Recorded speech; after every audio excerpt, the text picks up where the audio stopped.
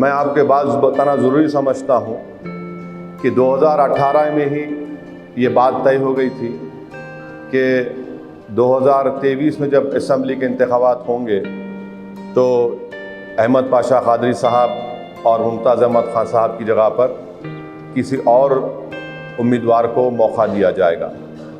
احمد پاشا قادری صاحب تو ہمارے لیے ایک اسٹالورٹ ہیں، اور میرے خیال سے وہ مجلس کے جتنے لوگ آج پرانے بزرگ جو برسوں سے وابستہ ہیں مجلس سے، میرے خیال سے عبدالواحد اویسی کو دیکھنے والوں میں شاید احمد پاشا قادری ہیں اور تھوڑے بہت لوگ ہیں۔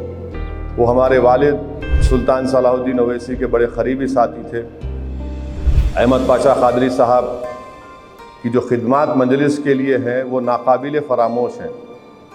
مجھے اچھی طرح یاد ہے کہ میں اور اکبر کی ہماری عمر ہوں گی 10 یا 11 سال کی، اور اس وقت سے میں اور اکبر ہمارے والد کی جیپ میں بیٹھ کر تلنگانہ کے، اس وقت کے آندھرا پردیش کے ڈسٹرکٹس میں دورہ کرتے تھے۔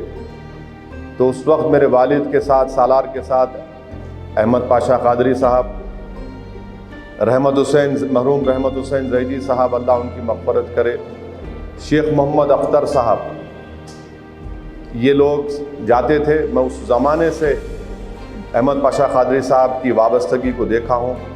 احمد پاشا قادری صاحب کئی مرتبہ سالار کے ساتھ جیل میں بھی گئے، اور بہت کم لوگ جانتے ہیں کہ احمد پاشا قادری صاحب جیل میں مرحوم قائد کے سامنے بیٹھ کر نعتیں سناتے تھے جیل میں۔ اور احمد پاشا قادری صاحب کی جتنی میں تعریف کروں، ان کی خدمات کے بارے میں بولوں، وہ بہت کم ہوگا میرے لیے، اور بے انتہا بے لوث طریقے سے مجلس کی خدمت کرتے آئے، اور انشاءاللہ مجھے یقین ہے کہ آئندہ بھی وہ مجلس اتحاد المسلمین کی اور خدمت کریں گے۔ مجھ جیسے کمزور انسان کی وہ رہبری بھی کریں گے، اپنے مشوروں سے مجھے آراستہ کریں گے۔